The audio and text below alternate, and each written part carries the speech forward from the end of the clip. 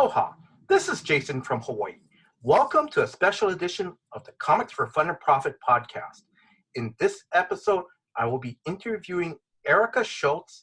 Erica is here to promote her Kickstarter comic, The Deadliest, Bouquet, that starts on May 11th. Erica, welcome to the show. Aloha, thank you for having me. Oh, thank you very much. I'm going to go over, I just want to let our listeners know a little bit about your history. You have written for DC and Marvel Comics. You have written the Comixology Originals Limited Series and the 2020 Ringo nominee, Forgotten Home. It was nominated for Best Series, Best Writer, Best Cover Artist, Best Inker, Best Letterer. You've also written M3. And also, too, you've written, now correct me if I'm wrong, the 2019 Kickstarter Strange Tales, which encompasses Cheese, a Love Story, the unauthorized biography of Winston Churchill, a documentary, and Eve, the Immortal Lobster. Was that a correct Kickstarter? Okay. Yes, that was a crazy book. I started to read part of Cheese, a Love Story last night on Comixology. It's pretty fun. It really is. I like it. Okay, so I'm going to continue on with your history. So you've also written The Legacy of Mandrake from Red 5 Comics, Stonebot Comics King Features, the 2018 Daredevil Annual. You've also written Xena Warrior Princess, Charm for Dynamite. You are an instructor at the Joe Kubert School of Cartoon and Graphic Novels, and you are an editor at Mad Cave Studios. Is that correct? And did I miss anything? I don't think you missed anything, but it sounds kind of weird when you just hear your resume kind of written out like that.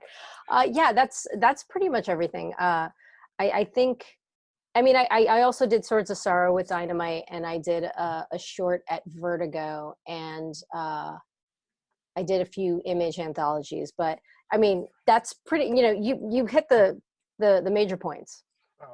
Trying to. Yeah. You did your research, Jason. You did your research. Thank you. Okay. Before we start, I want to give a big shout out to Eric Burnham.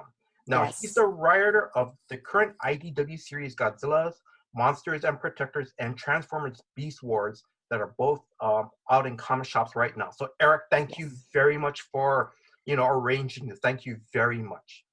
Eric actually spoke at the school, virtually at the school the other day. Oh. Yeah, because we try and get speakers in to talk to the students to just give them their own experiences. This way they're not just hearing things from the instructors over and over. Mm-hmm. Oh, okay. Oh, that's pretty cool. That's so cool. Okay, so where can listeners follow you on social media? On Twitter, I am Erica Shultz 42. On Instagram, I am Erica Shultz Writes, WRITES. And my website is ericashultzwrites.com. And I have a shop tab there, so people can pick up books that have already come out. And all the new books that are coming in, we're going to be posting them up in the shop. Oh, okay, great. So, Erica, we're going to start off with your origin story. Where did you grow up? I grew up in North Jersey, in Bergen County. And my family is, my parents were both grew up in New York City. So we would sort of spend weekends in the Bronx. So I basically grew up in North Jersey by way of the Bronx. Mm-hmm. Okay. And then what was your first comic that you read? That I read, I would say it was probably Claremont Byrne X-Men. I was never going out and buying my own comics. I would always just take whatever my older brother had. Mm-hmm. So he would read Claremont Byrne X-Men. He would read McFarlane, Michelini, Spider-Man. He would read the Jim Aparo Batman. Mm-hmm. So that's major titles. I mean, there weren't any real indies in there, but and then when Claremont, when it was Terry Austin and Jim Lee, and we sort of stuck along with that. And whatever he got from the spinner rack is what I would sort of sneak into his room and steal. Okay, but let me ask you. So, I know you said that you got your comics from your older brother. Did you start to read? Did you kind of go, I want to read this. This is for me. This title's for me.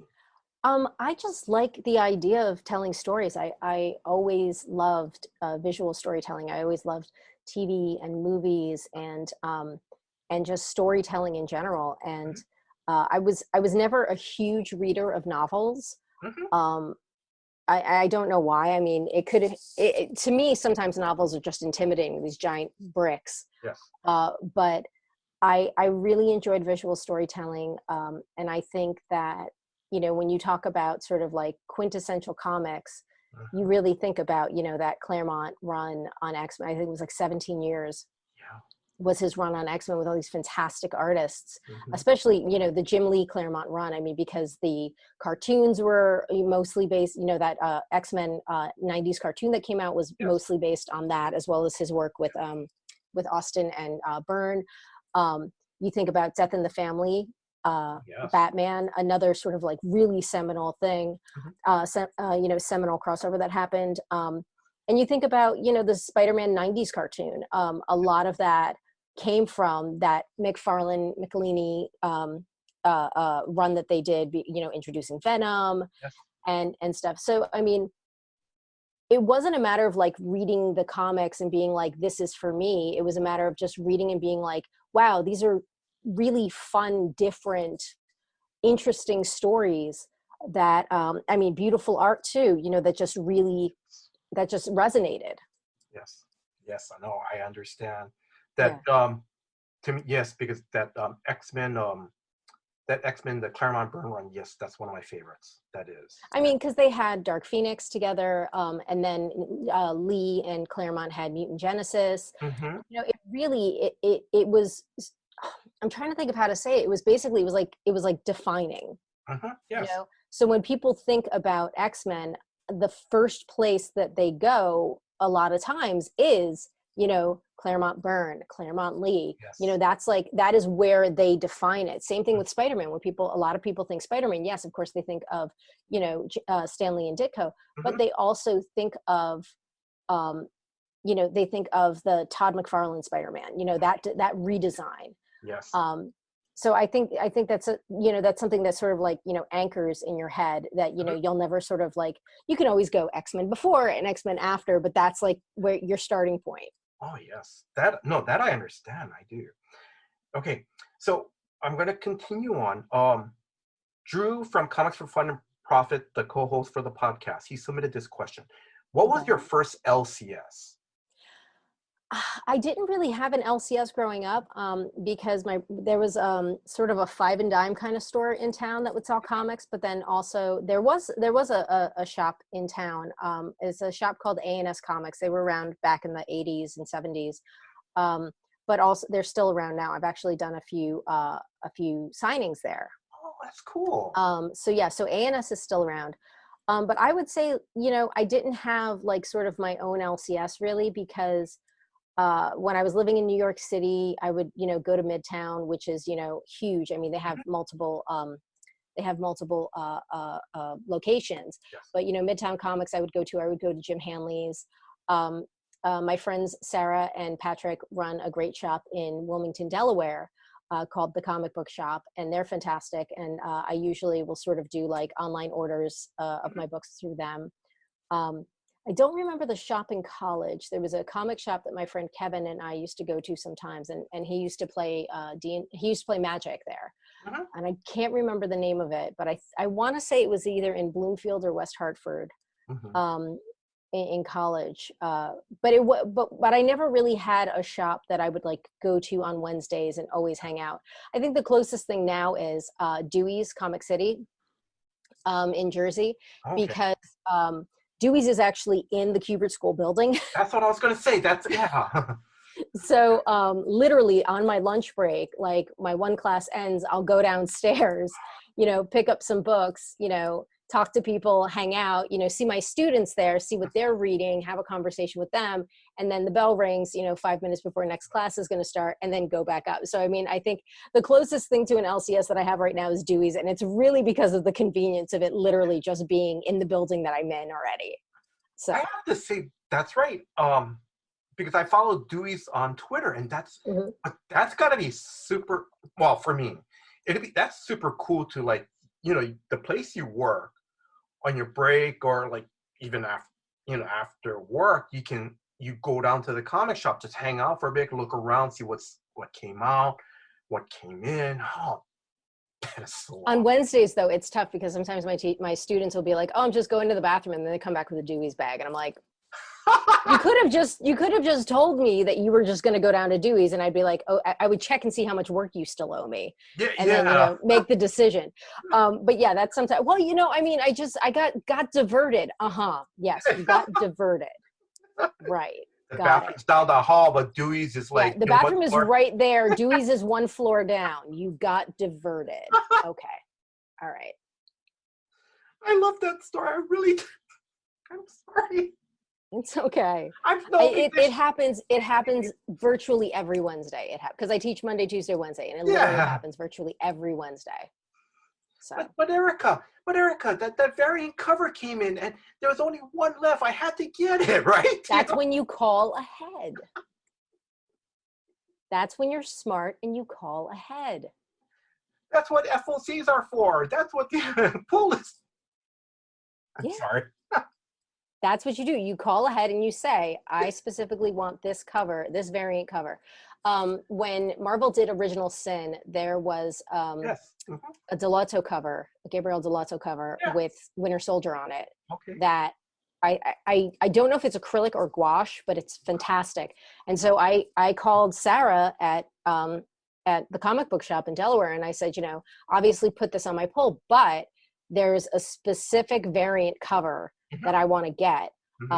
Let me know if you can order it. Yeah. And it was before the FOC, and they were able to get it in. But if you want that variant cover, you gotta work for that. You gotta put the time in. Okay. I'm sorry. Oh, Erica, I'm sorry. I'm gonna keep moving on. Because if not, man, we're just gonna be talking about all these funny stories on the side. But okay.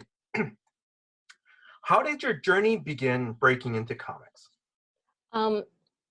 Like I said, I always really loved reading comics, but it was never something that I thought was actually going to be a career. I was working in an ad agency, and when everybody got laid off in like 2007, 2008, I was looking for other work, and I started working at a studio in New York. And while I was at the studio, they were doing some comic book work, and I was really able to see the ins and outs and sort of how comic books were made, which I think is important, because I think a lot of times people will try and say, "Hey, I'm going to make a comic," and really don't know how many moving parts it really is. Yes. And while I was there, I figured, I have all these short stories that I've written.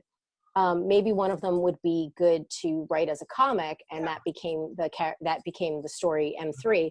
And Vicente Alcazar, who was the artist and co-creator on that, was one of the other artists within this studio. And I spoke with him about it. I gave him the script, and he said he really wanted to do it. So then we launched M3, and I want to say it took us 3 or 4 years, but we ended up putting out 12 issues over that period of time. So 2 trade paperbacks, 2 story arcs. And then I'm going to say for that series, M3, I know it's on Comixology. Is it available on your website as well? It is. So what we did was we did a relaunch, and we have 4 smaller trade paperbacks. So the issues 1, 2, and 3 are in one, and then 4, 5, 6, and then so on.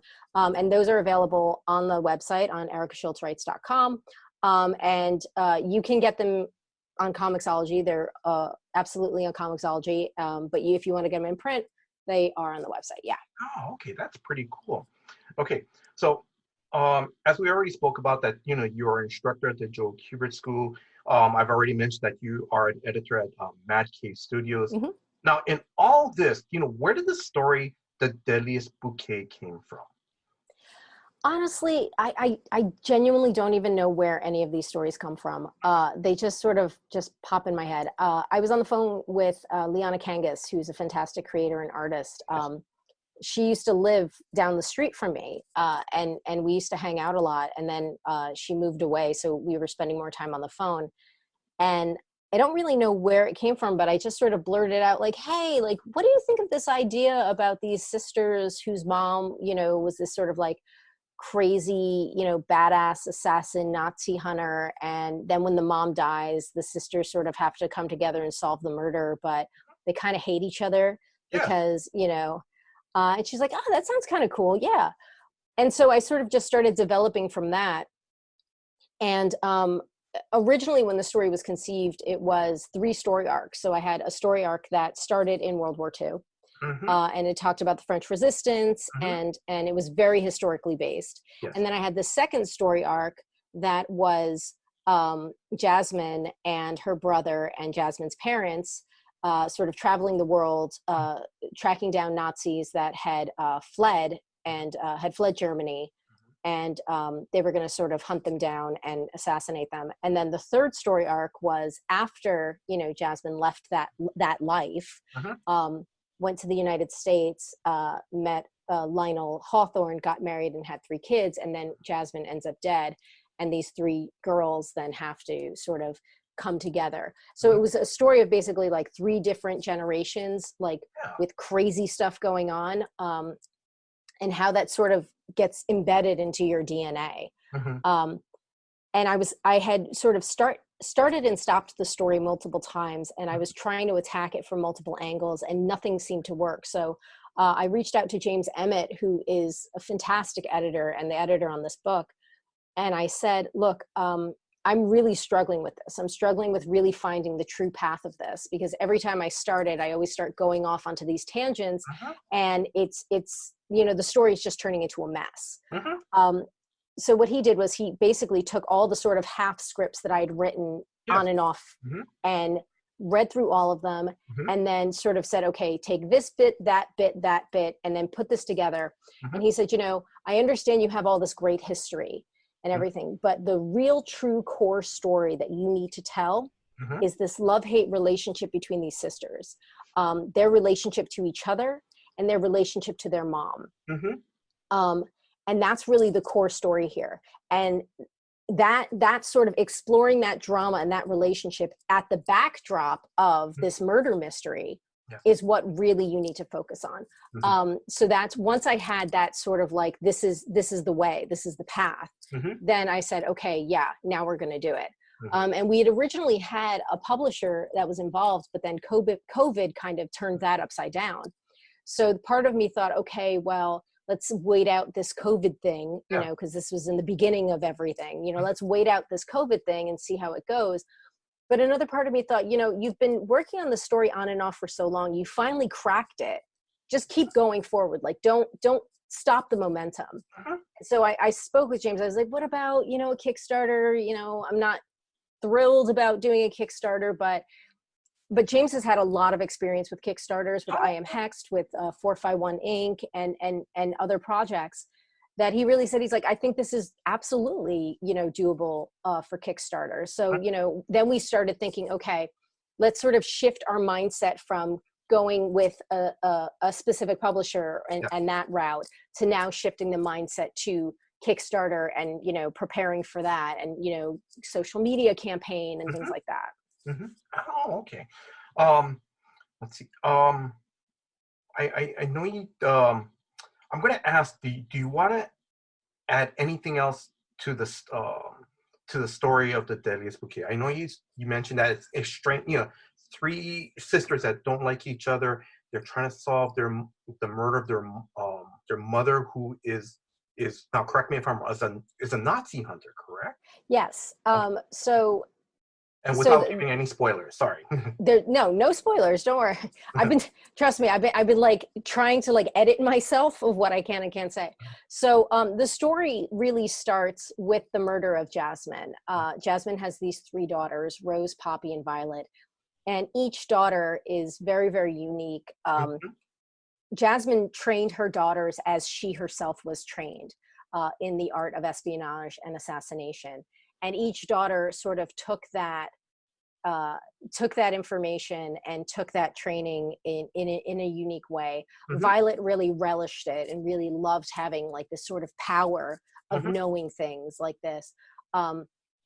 Poppy, who's the middle daughter, really hated the idea of having to keep secrets from friends and really hated the idea of like you know, having to then isolate herself, you Mm-hmm. know, only being with the family because, you know, God forbid you let something slip, the cops could show up kind of thing Yes. because of all this, you know, Mm-hmm. really ecstatic thing. And Rose, you know, being the oldest, as like a lot of old, you know, oldest kids will, you know, be like, okay, I'm going to be the leader now. I'm going to be the Mm-hmm. responsible one. Um, it's my responsibility to keep my sisters in line, kind of thing. Mm-hmm. Um, and so each one of them took their own sort of perspective on this. Mm-hmm. Um, and Jasmine was a kind of a controlling mom. She really was. Mm-hmm. And each sister had a resentment, not only for Jasmine, but also had a resentment for each other. So, you know, they had all sort of gone off, done their own thing. Rose stayed with Jasmine, but made her own life. Mm-hmm. Poppy got married, had some kids, kept her family at a very, you know, far distance. Mm-hmm. And Violet was doing modeling and basically sort of freelancing as an assassin as well. And each sister sort of built their own little life. Mm-hmm. Then when Jasmine is murdered, they have to converge again. And so you have these three women that haven't lived under the same roof for 10 years, give Mm-hmm. or take, have sort of reinvented themselves for how they want to you know, out of the shadow Yes. of this family. And then you're sort of sucked back in. So Poppy's got a husband and two kids. Mm-hmm. You know, she doesn't want her husband to know Mm-hmm. really how dysfunctional her family upbringing was. Like, he knows that it wasn't, you know, normal, Yeah. but he has no idea how crazy it really was. Mm-hmm. Violet, who's been living 100% freedom, is Mm-hmm. now coming back and feeling, you know, sort of being under the thumb of her two older sisters now, because now, you know, Rose is, of course, like, well, I'm the oldest, I'm making the decisions, and you have to fall in line. Yeah. And, you know, Poppy will usually be the one to be like, yes, Violet, you have to fall in line. So, you know, Violet, who had all this freedom, now feels that she's being constricted again. And then Rose, who had built a life, Mm-hmm. is now being sort of, for lack of a better term, almost impeded on by her two sisters showing up. Mm-hmm. You know, and so it is not the ideal, you know, situation for any of these ladies. So Mm-hmm. they're all trying to deal with how they're going to navigate the situation, Yes. and how they're navigating their own feelings about it. Mm-hmm. Because, I mean, all this stuff that they sort of bury deep down is literally boiling to the surface Mm-hmm. again. You know, so I hate you because you stole my prom date, or some stupid, you know, bickering kind of thing is coming up and just complicating everything. And then it's, holy crap, mom has been killed. You know, we have to find out who this is. Are they coming after us? Is this Oh, yeah. because, you know, of somebody that mom assassinated? Are they Mm-hmm. going to come after us now? Yes. Poppy thinks, are they going to come after my husband? Are they going to come after my children? Yes.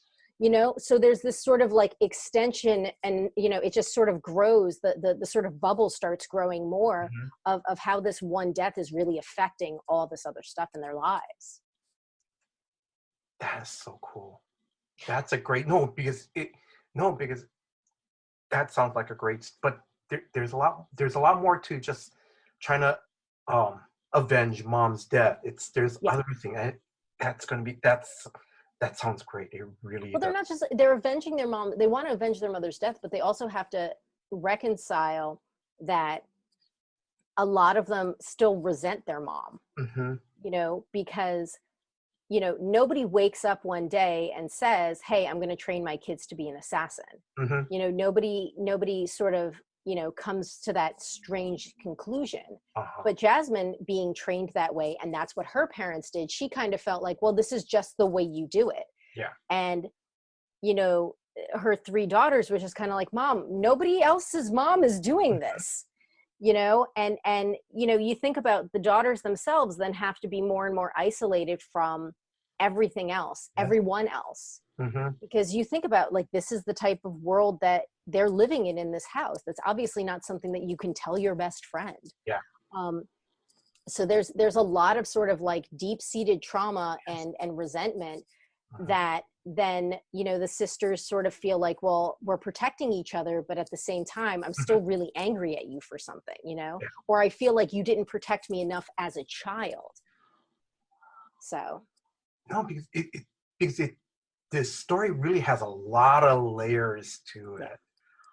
Oh It sounds like a great story. It's a lot of drama, a lot of like family bickering, Hmm. but I think that it's a very cathartic thing. I think each woman is going to have their own story arc, and they're definitely going to change. Hmm. And some are going to change for the better, and some are going to change for the worse. Hmm. And the way we present each of the women in the first chapter, Hmm.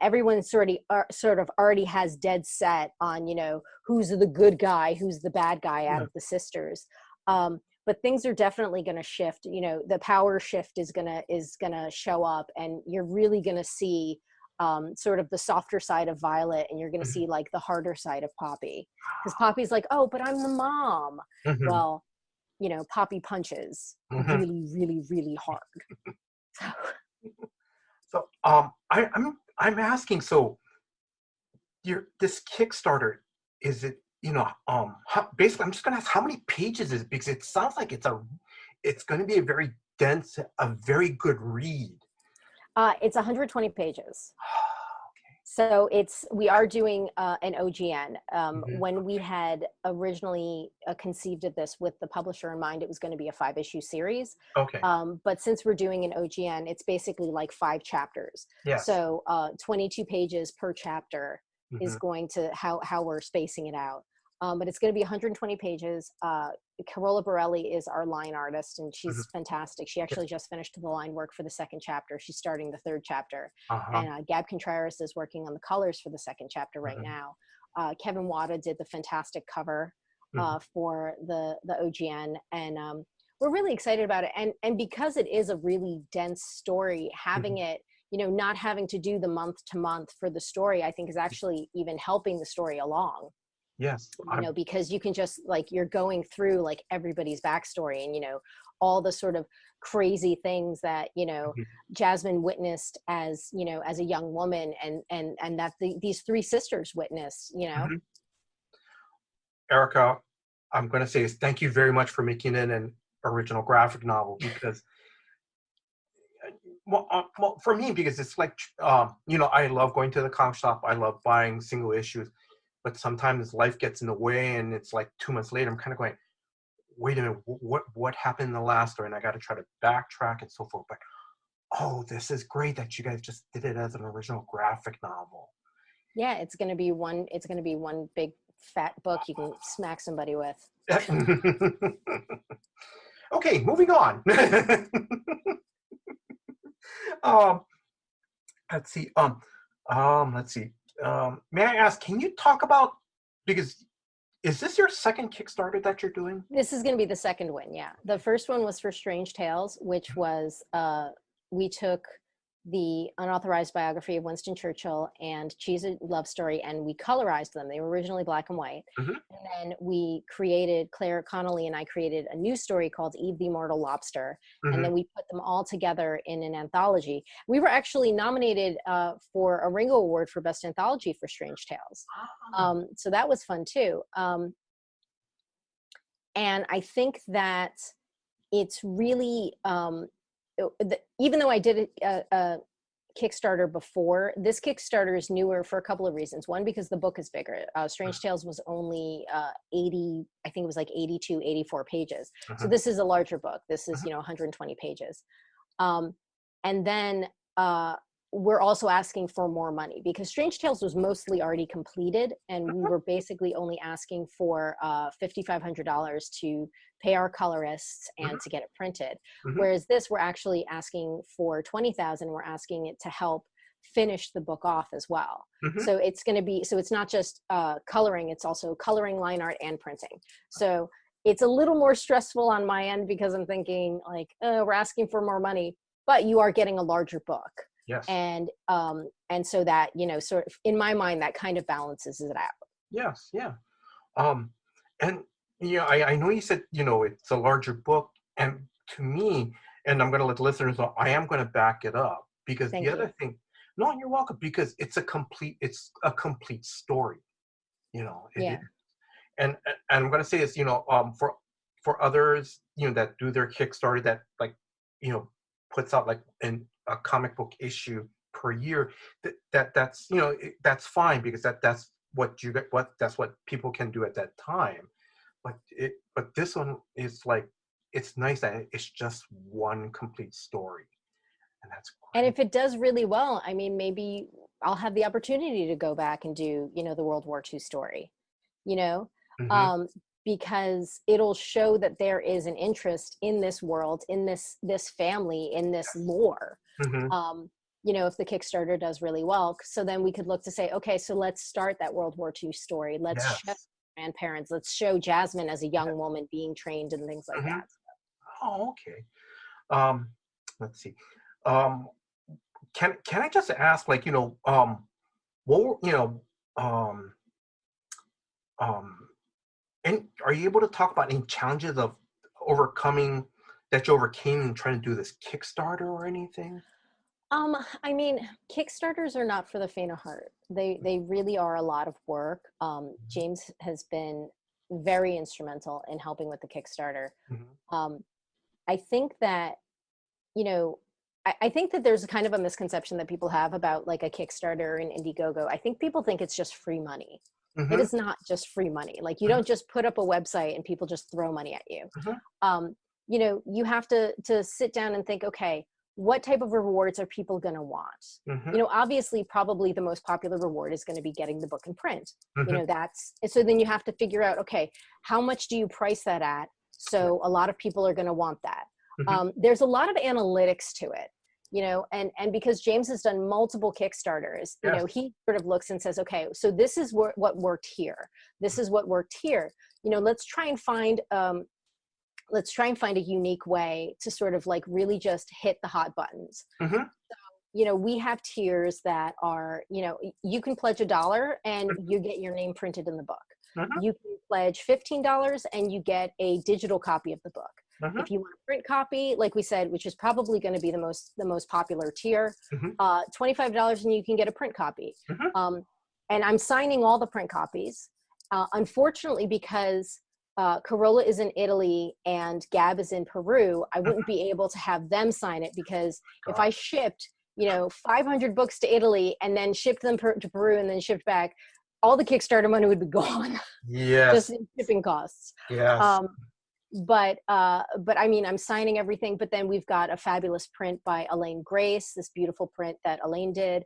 Mm-hmm. We've got journals with the Kevin Wada cover. Mm-hmm. We've got temporary tattoos with Violet's tattoo with the yellow rose, the red poppy, and the purple violet. Mm-hmm. We've got for retailers, we have, you could buy sort of a bulk pack of the books to sell in your stores. So we have a retailer tier as well. Oh, that's nice. And we've got a tier where if you wanted to get drawn into the book. Mm-hmm. And then the highest tier that we have is actually, I would do a script review. Mm-hmm. So you would get the book, you'd get a whole bunch of stuff, and then you'd send me a script, and then I would do a script review for you. That's pretty cool. That is really cool. Let's see. Can I just ask? Because it sounds like you already talked about the stretch. Correct me if I'm wrong. It sounds like you already talked about the stretch goals or the tiers. The tiers, the stretch goals. It's funny because like James and I all go back and forth about like, oh well, what should we do with stretch goals? And he's like, let's see if we hit the $20,000 first. Okay. I mean, there are other artists that I'd love to work with. Mm-hmm. So there are a couple of other artists that I would love to get to do new prints for. I was thinking maybe a variant cover or something like that, depending.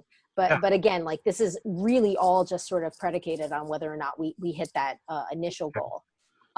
So I'll be stressing until we hit that initial goal first. But I'm going to say, what's really good is that correct, James, correct? James Emmett, yes. So, yes, but he's our editor. The good thing is, at least he's done Kickstarters, and he has a plan in mind, and he's trying to go, wait, let's hit this goal first before we start thinking of anything else.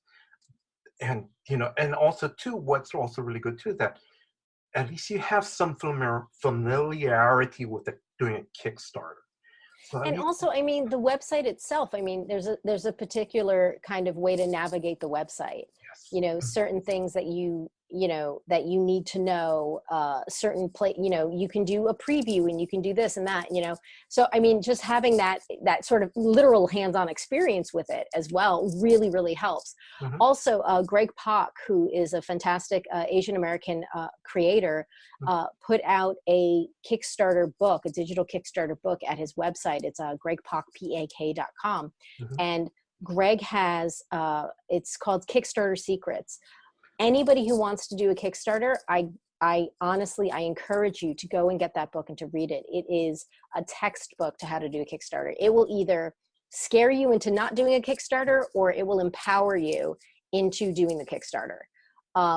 So I think that when we had done the Strange Tales Kickstarter, I had read that, and then I sort of refreshed my memory on it before this one. So that definitely helped as well. And, and James' literal hands-on experience doing Kickstarters has helped immensely. Yeah, that you guys have a plan already in motion.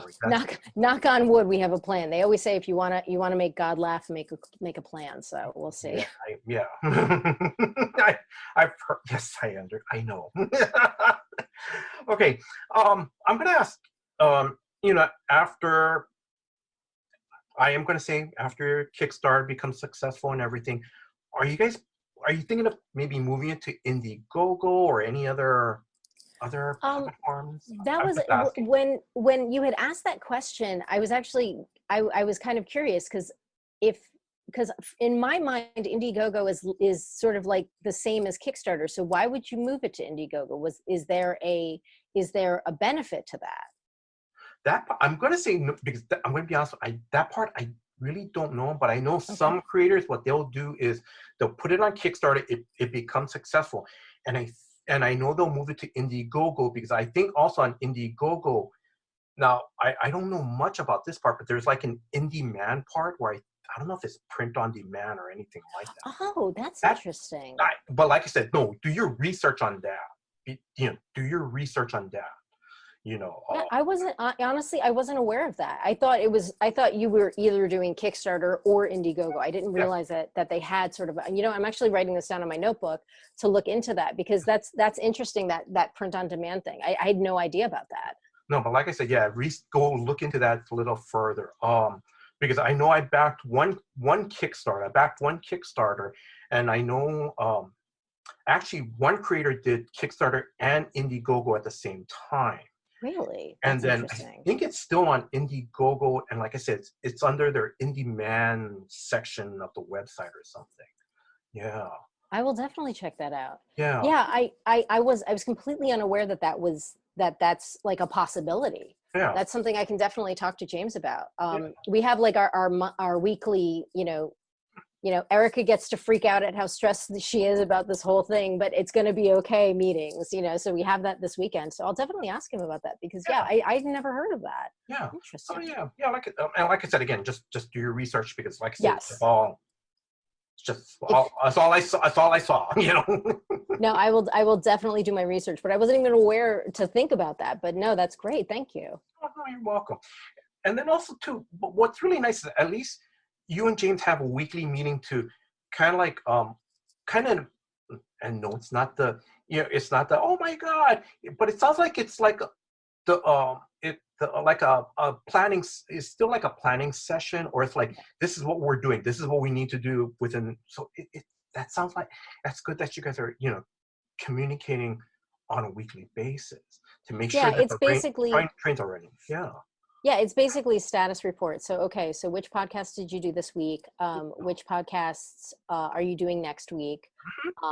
Do you know when the podcasts are going to come out? Because we have sort of like a running Google Doc of when the podcasts are coming out, so then we know to promote them. Yes. And then, okay, so the countdown is tomorrow. It's going to be the 5-day countdown I just had to check my calendar quick. It's going to be the 5-day countdown to the launch of the Kickstarter. So is there anything specific that we need to do? When you're doing a Kickstarter, you really kind of have to make a social media plan kind of thing, post to Instagram once a day or post on social media and stuff. So we just sort of go through that and make sure that we're all on the same page. And then once the Kickstarter gets going, then it'll be okay, we're X amount of percent toward the goal, or hey, we, you know, pipe dream coming out right here, but like, hey, we made the goal within 10 days. So let's start talking about those stretch goals that you sort of like thought about. Yes. You know, let's think about benchmarks for the stretch goals. Who are we going to talk up to for these prints? You know, what are the other stretch goals we're thinking of, kind of thing. So that's, you know, but I mean, James, I've worked with James before, and James really is a terrific editor. He's also an artist as well. So he's a fine artist and a comic artist. And he not only understands the storytelling from an aesthetic point of view, but he understands like sort of the fundamentals of the storytelling, and he knows exactly where your commas should go properly. So, but he does have a great eye for sort of the big picture as well as the minutia. And that's why, you know, I'm very glad to be working with him. And this project wouldn't be a tenth of as good as it is, or a tenth of as organized as it is, without James's help. So definitely. Oh, that's great. Like I said, you know, it's, you have everything set, you have your plan set, you know, that's great. I'm trying to stick to the plan. I'm trying to stick to the plan. I No, hope there's no secondary worldwide pandemic that, you know, or some, you know, knowing my luck, an asteroid is going to hit, you know, the day before I launch this Kickstarter. So no, but you never know. Yeah. No, but like I said, you have a great plan. You know, James is there to, like, you know, we need keep me on a leash. Yeah. All right, I'm going to move on. Okay, now I know you said, you know, that you guys have, I guess, like one of the tiers is like a retailer, and, you know, retailer thing where they can buy a Deadly Bouquet in a bulk. But let's say someone misses out on this Kickstarter, and like I said, let me say that, let's say someone listens to this, you know, any of your interview podcasts regarding the Kickstarter. Like, let's say they listen to it like sometime in September, and they go, oh my God, I missed out, you know, or when and where would, you know, listeners who, you know, who are interested in buying, where can they buy a copy? And, you know, I'm gonna have it on the website. I'm gonna have it on ericaschultzwrites.com. Our Kickstarter says that we're going to be shipping in January 2022. My, you know, knock on wood, we're going to get it obviously before, because Corolla is super fast and Gab is super fast. And the story, like I said, I only have about 25 more pages to write. So if somebody in September says, oh man, I just listened to this podcast and I really want to pick up the book, I'm going to have a link on my website, and Corolla and Gab, I don't know their setup, but they might have it as well, saying that you can go and you can, you know, pre-order it on the website. And then this way, when we're doing the Kickstarter fulfillment, I'll just say, okay, this person wasn't a Kickstarter person, but they also wanted to order the book, and, you know, and get the book out to them as well. So I'm going to do sort of a pre-order thing. I do also believe that Kickstarter has something set up. I want to say it's called Backer Kit or something like that. It's something I need to talk to James about, and it's actually on my itinerary for the meeting this week. Because I do believe that there's something called, I think it's called Backer Kit, where you can actually, after a campaign has ended and before it's been fulfilled, you can still order through the campaign. So I want to look into that as well, because like you said, I mean, if somebody listens to the podcast and we haven't done the fulfillment yet, they can sort of add on, you know, onto it. So that's part of my list of what to discuss, you know, later this week. Okay. That part I didn't know about the Kickstarter. I think it's called Backer Kit. Yeah. Okay. All right. Okay. I got to remember that the next time. If I miss a Kickstarter, then I can always go back. Okay. I think you can only do it though before the Kickstarter's fulfilled. Okay. That's the thing, because then, you know, when you go to Backer Kit, you're kind of piggybacking onto everybody else who already, you know, backed the Kickstarter. And then this way, when fulfillment comes, you're sort of all in one big thing. But I'm not entirely sure. I mean, I could be completely wrong about that. So I have been known to be wrong. But no, me too. So, but no, but at least for me, back of my mind, at least I can look into it at least. So. Yeah. All right. So, any last words about the Deadliest Bouquet? It's about, you know, some kick-ass ladies. There's going to be a good amount of action, but there's going to be a good amount of drama. Um, it's not a feel-good story, you know, but it's a story about people really coming to terms with their past and what their future might hold. Okay. All right. Erica, thank you very much for answering that question. Okay, so one final question of the interview part. So Okay. Drew submitted this. Where do you see the comic book industry going in 2021? I think that the industry is in a good place right now. I mean, between publishers are doing, you know, obviously Big Two is always going to be Big Two. That's, you know, nobody's going to touch them. They're fine. But I see a lot of indie publishers coming up and putting out some really unique stories. And I think that that's important. I think, you know, I think there's room for all kinds of stories. You know, it doesn't have to be superhero. It doesn't have to be, you know, romance, drama, whatever. I think there's room for all kinds of stories. So I like a lot of the smaller indie publishers putting stuff out. I also think, you know, for some other creators, I think Kickstarter and Indiegogo, you know, crowdfunding is going to be an important way to get directly to the fans, and sort of cut the middleman out. And if you are equipped to do that and you're, you know, organized and you want to get it done, God bless, go for it. So, I mean, I'm still going to pitch to publishers. Oh, yeah. I'm still, you know, I'm not going to say, no, every book that I put out is through Kickstarter. I'm still going to pitch to publishers. Yes. But I think after doing this Kickstarter, I'm going to be a little less reticent. I'm not going to be, that's the first place I'm going, but I'm not going to be like, oh, do I really want to do that? So I'm hoping that this campaign gives me a lot more confidence to go to crowdfunding. Yes. If I do get a rejection letter, which happens, you know. Well, yeah. It happens. No, but it just but it sounds like to me it's like, you know, for you have more options. Like, you know, like you said, you're still gonna pitch stories, but you know, if some of them go, you know, no, not at this time, you have another option, and not just for you, but for other creators too. Exactly. I think you know, crowdfunding has really made it easier for other people to put their work out, and I think that's great. And once you get your work out, you might start getting paid work, which is, you know, basically the ultimate goal. So. All right.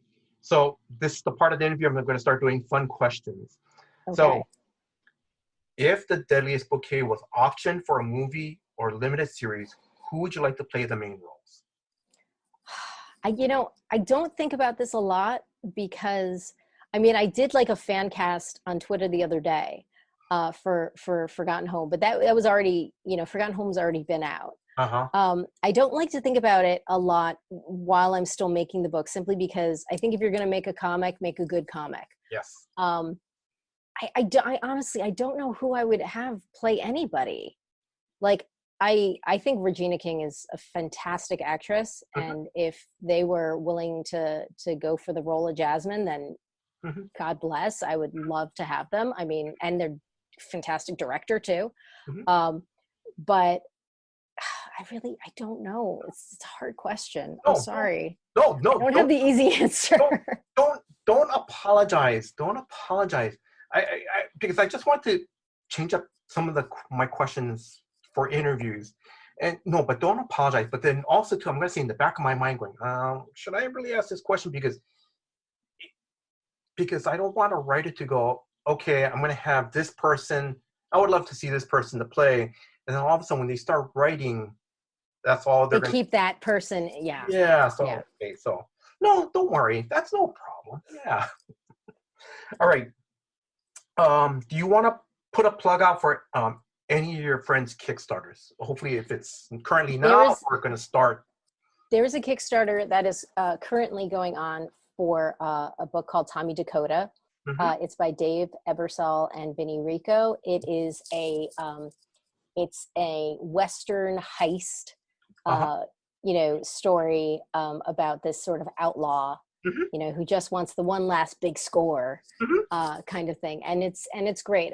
Vinny and Dave worked together on Dash, which was a great detective story, set in LA in Hmm. the, I think it's either the 30s or the 40s. I think it was the 40s. Okay. Um, and they got together again to do Tommy Dakota. So I think that's definitely a Kickstarter that everybody should look into. Okay. All right. Um, what was your best convention moment or moments? I've had a lot of really great I mean, I know somebody started a thread the other day about like, oh, terrible convention moments. I'm like, let's talk about positive ones. Yes. Um, I had this is probably the one that like touches my heart the most. So there was a convention called Superheroes for Hospice, and it was a charity convention that I would do for a couple of years. And there was this little boy, he could not have been more than 5 or 6, and he was dressed up like Kyle Rayner, and he was with his mom, and he was just sort of like looking through the tables and such. And I said, hey, Green Lantern, where's your ring? And his mom went, ooh, yeah, that's kind of a sore subject. I was like, oh, what happened? She goes, well, we were leaving the house and everything was really busy and I forgot his ring. And I was like, oh, wow. But you know what? And at the time I was still, doing a little art for myself. So I had my art box with me and I had some construction paper. Hmm. So I got out the green construction paper and I measured, he had the tiniest of fingers, like skinnier than my pinky. And I measured out like this tiny little ring and I drew the little, Green Lantern shape with my, I had a blade in my art box and, a little glue stick and everything. And I made him a Green Lantern ring. And he was so happy. He was so happy. And the mom was so happy because she was like, you just got me out of the doghouse. And every time he walked past my table, he'd be like, He just show his remembered. ring to me. It Yeah. was, it was, it was a really just very sweet, sweet moment. And, and it just reminds me that, something as simple as, a construction paper ring can make somebody's day, and really like let this kid be part of this crazy universe that people are creating. So that was a really, really sweet moment. And I'll remember that one for a long time. Erica, thank you. That's a very nice story. Thank you. Thank you. Um, I'm going to continue on. Have you and your family been to Hawaii? My sister, I think, has been to Hawaii once, but I've never been to Hawaii. I would love to go. Hmm. But I know it's a really long flight. So I heard because we're on the East Coast. So I heard the trick was to fly to LA Hmm. and stay in LA for a day or two to sort of start to acclimate and then fly out from LA to Hawaii. Um, I would love to. I mean, every image that I've ever seen of Hawaii is absolutely beautiful. And it just seems like a really amazing place, just, to a totally different experience. Hmm. So I would love to go out to Hawaii, but, I'm still, I have like anti-lockdown anxiety. I'm still a little nervous about like, going past the grocery store these days. So I'm going to say, don't, I understand. Don't worry. Because, because I think right now for me, it's like, if there's any local conventions here, for this year, it's like, mhm. I'm not going. I'll Yeah. wait till next year. I So, think my sort of reticence to do conventions this year, I said it early in the year, even before the vaccine rollout. And I was like, I still don't think I'm going to do any conventions this year. So the conventions that have reached out to me, I've said, thank you very much. If you are able to reach out to me again for next year's convention, I would appreciate it. So okay. All right. Um, what is your favorite takeout place, where you live? Um, there's a really great Cantonese place called Pink Lotus. There's a really great authentic Mexican place called Crazy Burrito. Hmm. Um, there's, just a local pizzeria, Frank's Local Pizzeria. Um, that's basically like the the three main takeout places, you know, unless you get like Jersey Mike's. Mm-hmm. But that's really the three main places. So I mean, I'm lucky. I live down the street from like a boba place. I live down the street from like a great sushi restaurant. I live in like a really very diverse neighborhood. Mm-hmm. There's a great North Indian place that's not far from here too. So. Mm-hmm. Okay. And then again, may I ask, can you promote the Kickstarter again and your social media platforms? Yes, the Kickstarter is for a book called The Deadliest Bouquet. My Twitter is Erica Shultz Writes, or excuse me, my Twitter is Erica Shultz 42. My Instagram is Erica Shultz Writes, WRITES. And the pre-launch page, which will turn into the launch page, is on my bio on my social media. If you want to follow the Twitter of the book, The Deadliest Bouquet, it is deadly_bouquet for Twitter. And it is The Deadliest Bouquet comic on Instagram. And the link is also in the bio there. And we will be launching on May 11th. It will be a 35-day campaign. So I believe the ending date is June 15th. And I'm definitely going to look into seeing what happens after the campaign, if people can still order the book, or if we're just going to put it on, individual websites. Okay, all right. Any last words to our listeners? You know what? I had a college professor who I adored. He has since passed on, but I remember when I had first graduated, I was still emailing him, and he wrote out, you know, when he signed off his email, he signed it off with read books, fall in love, dream a lot. So those are my final words. Read books, fall in love, dream a lot. Erica, thank you very much for your time. Thank you so much for having me. I appreciate it. Oh, thank you very much. Erica, thank you for like I said, thank you very much for your time. Thank you for giving me the opportunity to interview you. So, to the listeners, a reminder, the Deadliest Bouquet Kickstarter starts on May 11th and it'll run to June 15th. Like I've told Erica, I'm definitely backing this Kickstarter. Again, a big mahalo to Eric Burnham. Eric, thank you very much for helping set up this interview. Thank you very much. Thank you, Eric.